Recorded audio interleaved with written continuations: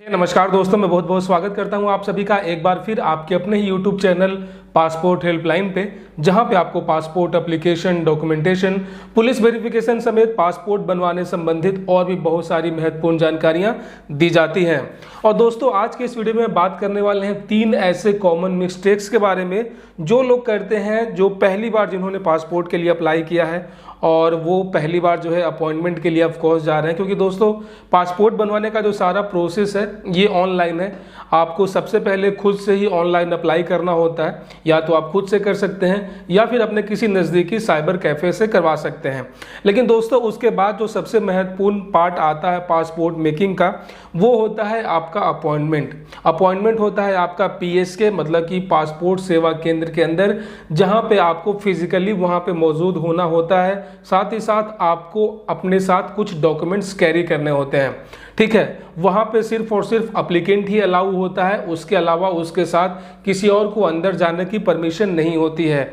ऐसे में दोस्तों, बहुत सारे लोग जाने अनजाने में कुछ ऐसे मिस्टेक्स कर देते हैं, कुछ ऐसी गलतियां कर देते हैं जिन वजह से उनका जो पासपोर्ट है, वो एप्लीकेशन जो है वो आगे प्रोसेस नहीं हो पाता है और उनको व्यर्थ में ही भाग दौड़ करना पड़ जाता है। तो ऐसे में दोस्तों, कौन कौन सी गलतियां हैं जो लोग करते हैं और आपको नहीं करना है, आज के इस वीडियो में हम आप बात करने वाले हैं। सो दोस्तों, जो पहला और सबसे मोस्ट इम्पॉर्टेंट गलती जो लोग करते हैं, चूँकि उनका पहली बार होता है, पहला एक्सपीरियंस है, इससे पहले उन्होंने कभी पासपोर्ट बनवाया नहीं, ना ही उन्हें कुछ प्रोसेस के बारे में पता है, लेकिन उन्हें ये पता है कि आपके पास जितने ज़्यादा डॉक्यूमेंट होंगे उतना वहाँ पे इजी होता है। दोस्तों, ये लोगों के अंदर ना एक मिसकंसेप्शन है, लोगों को जानकारी का अभाव है, या फिर कह सकते हैं वो लोग सुनी सुनाई बातों पे बिलीव कर लेते हैं और वो अपने साथ लगभग जितने डॉक्यूमेंट्स होते हैं, उनका अपना Aadhaar card, PAN card, voter ID card, driving licence, ठीक है, ये तमाम सारा डॉक्यूमेंट्स वो वहाँ पे लेके चले जाते हैं इस उम्मीद में कि ये सारा डॉक्यूमेंट्स दिखाएंगे तो उनका एप्लीकेशन जल्दी आगे फॉरवर्ड होगा। लेकिन दोस्तों, इन सभी के बीच में लोग ये भूल जाते हैं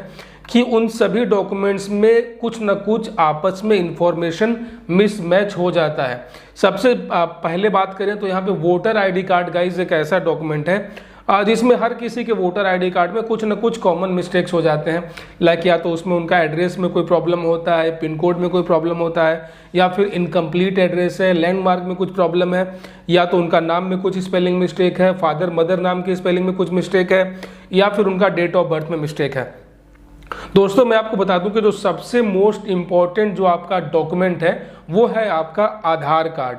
मैं एक बार फिर से रिपीट कर रहा हूं, सबसे इम्पॉर्टेंट जो आपका डॉक्यूमेंट है वो है आपका आधार कार्ड। क्योंकि जो आधार कार्ड है गाइस, ये आपका प्रूफ ऑफ आइडेंटिटी, मतलब कि पहचान पत्र के तौर पे भी ये काम करता है, क्योंकि इसके ऊपर आपके फोटो लगे होते हैं। तो कोई भी ऐसा सरकारी डॉक्यूमेंट जिसके ऊपर आपका फोटो हो, वो आपके पहचान का डॉक्यूमेंट के रूप में उसको आप इस्तेमाल कर सकते हैं। वही आपके आधार कार्ड के पीछे आपका पूरा पता दिया रहता है with your father name and your pin code. मतलब ये कि ये आप गाइज प्रूफ ऑफ एड्रेस भी हो गया, ये आपके पते के प्रमाण के तौर पे भी काम कर रहा है। तो एक ही आधार कार्ड में जब आपको दोनों चीज़ें मिल रही हैं, उसके बावजूद अगर आप अपना वोटर ID कार्ड भी उसके साथ लगा देते हैं, तो अगर उसमें आपके आधार कार्ड में और आपके वोटर ID कार्ड में कुछ भी यहाँ पे मिसमैचिंग हुआ है कि स्पेलिंग का भी,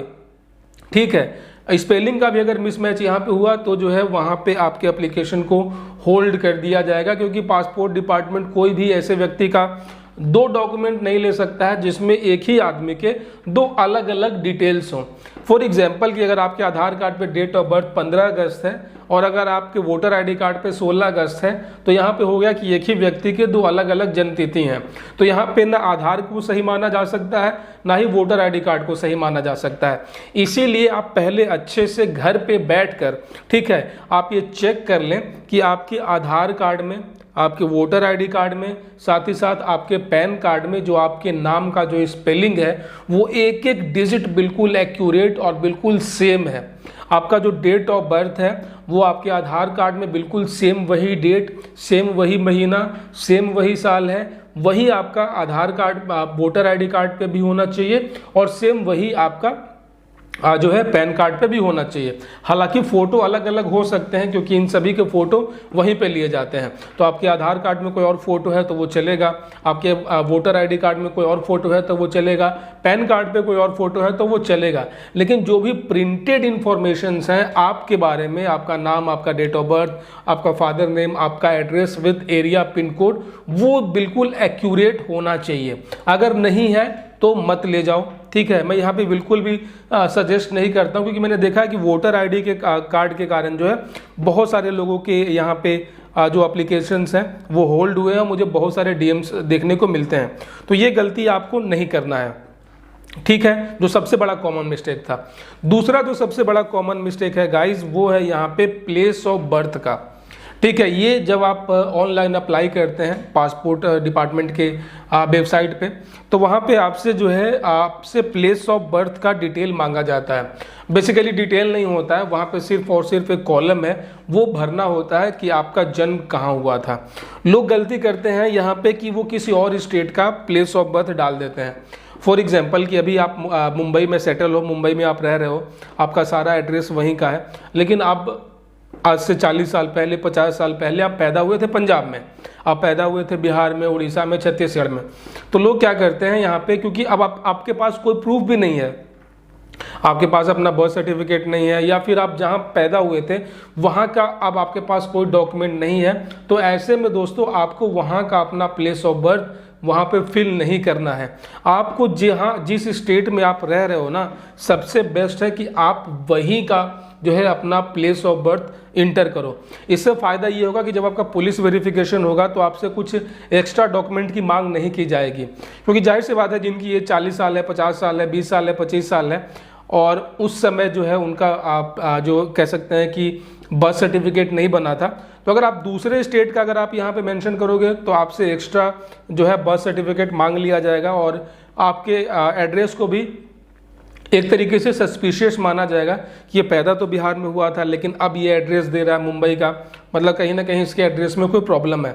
कहने का मतलब ये है कि आपको हमेशा अपना प्लेस ऑफ बर्थ बिल्कुल सेम स्टेट का ही डालना चाहिए जिस स्टेट में आप अपना एड्रेस पे, जिस एड्रेस पे आप जो है पुलिस वेरिफिकेशन करवा रहे हो। तो आई होप मेरे कहने का मतलब आप समझ गए हो कि एक्चुअल में क्या हुआ था क्या नहीं, इससे कोई मतलब नहीं है। लेकिन आज के डेट में जब आप पासपोर्ट के लिए अप्लाई कर रहे हो तो आपको अपना प्लेस ऑफ बर्थ बिल्कुल सेम स्टेट का डालना है जहाँ पे आप अभी परमानेंटली या फिर आप करेंटली जो है रेसिडेंट कर रहे हो। तीसरी गलती लोग यहाँ पे ये कर देते हैं कि जो लोग रेंट पे रह रहे हैं, ठीक है, जो लोग रेंट पे रह रहे हैं या फिर उनका रेंट एग्रीमेंट भी बना हुआ है, वो भी गलती ये करते हैं कि जब वहाँ पे पासपोर्ट अप्लाई करते समय जहाँ पे कॉलम आता है एड्रेस फिलअप करने का, तो वहाँ पे दो अलग अलग सेपरेट जो है सेक्शंस बने हुए हैं। एक होता है करेंट एड्रेस, दूसरा होता है परमानेंट एड्रेस। गाइज बहुत सारे लोग ये गलती कर देते हैं कि जो किराए पे रह रहे हैं on the basis of rent agreement, वो भी अपने परमानेंट एड्रेस में सेम वही एड्रेस फिलअप कर देते हैं, जो कि आगे जाके पुलिस वेरिफिकेशन के समय एक इशू क्रिएट करता है, और वहाँ पे पुलिस के द्वारा आपके उस पुलिस वेरिफिकेशन रिपोर्ट को जो है होल्ड कर दिया जाता है, आपके पुलिस वेरिफिकेशन रिपोर्ट को अनक्लियर कर दिया जाता है, क्योंकि जब तक पुलिस डिपार्टमेंट पूरी तरीके से श्योर नहीं हो जाता है कि आप कहाँ के रेसिडेंट हो, आपकी सिटीजनशिप क्या है। तो ऐसे में जो लोग रेंट पे रह रहे हैं उनको ये चाहिए कि आप जो अपना करेंट एड्रेस है वो तो आप वो वाला एड्रेस दोगे जहाँ का आपका रेंट एग्रीमेंट बना हुआ है, लेकिन आपको अपना परमानेंट एड्रेस वहीं का देना है जहाँ के आप प्रॉपर रेसिडेंट हैं, जहाँ पे आपके नाम कुछ जो है वहाँ पे ज़मीन हो, आपका अपना घर हो, या फिर वहाँ के वोटर लिस्ट में आपका नाम हो। कहने का मतलब ये है कि कभी भी आप किराए के घर को अपना परमानेंट एड्रेस ना बनाएं। कॉमन सी बात है, क्योंकि आप वहाँ रेंट पे रह रहे हैं, उस घर का ओनर कोई और है, मालिक कोई और है। आप आज यहाँ रह रहे हैं, 2 महीने, 4 महीने, 1 साल बाद आप उसको खाली करके कहीं और चल जाएंगे, तो ऐसे में वो एड्रेस आपका परमानेंट कभी नहीं हो सकता है। जब तक कि आप खुद ऑनर ना हो, जब तक कि आपका अपने या फिर आपके पेरेंट्स का घर ना हो जहाँ पे आपका सालों साल आपका रहना हो, आपके पेरेंट्स रह रहे हैं, तब तक दोस्तों आप ये गलती ना करें कि किसी दूसरे के घर के एड्रेस को सिर्फ एक रेंट एग्रीमेंट के बेसिस पे आप उसको अपना परमानेंट एड्रेस बना लें, क्योंकि पुलिस के पास हर किसी की इन्फॉर्मेशन होती है, और जैसे ही पुलिस डिपार्टमेंट जो है आपका पासपोर्ट का पुलिस वेरिफिकेशन करने आएगी और वो रेंट एग्रीमेंट देखने के बाद जब ये देखेगी कि आप रेंट पे भी रह रहे हो और आपने अपना परमानेंट एड्रेस भी इसी एड्रेस को दे रखा है, तो सीधे सीधे जो है यहाँ पे आपका जो पुलिस वेरिफिकेशन है वो फेल हो जाएगा। तो ये गलती बहुत सारे लोग करते हैं, जिसके कारण उनका पुलिस वेरिफिकेशन फेल हो जाता है और उनका पासपोर्ट का जो प्रोसेस है वो भी आरपीओ में होल्ड कर दिया जाता है। तो मैं यही सजेस्ट करूंगा कि आपका जहां पे आप किसी भी स्टेट से हो कोई इशू नहीं है, आप वहां का अपना परमानेंट एड्रेस आप फिलअप करो। एक टीम वहां पे भी जांच कर लेगी और एक टीम यहाँ पे भी जांच कर लेगी, और जब दोनों बिल्कुल श्योर हो जाएंगे आपके एड्रेस को लेकर, आपके सिटीजनशिप को लेकर, तो आपका पासपोर्ट का जो पुलिस वेरिफिकेशन है वो सक्सेस हो जाएगा और उसके बाद आपका पासपोर्ट बनकर आ जाएगा। सो गाइज, ये थे 3 कॉमन ऐसे मिस्टेक जो लोग करते हैं और जिसके कारण उन्हें बहुत परेशानी का सामना करना पड़ता है। तो मैं नहीं चाहता हूं कि मेरे सब्सक्राइबर्स को भी ऐसे परेशानी का सामना उठाना पड़े। सो गाइज, आशा और उम्मीद करता हूं कि इस वीडियो से आपको कुछ सीखने को मिला होगा। आप इस वीडियो को उन लोगों को शेयर कर दो, अपने फ्रेंड्स को, रिलेटिव्स को,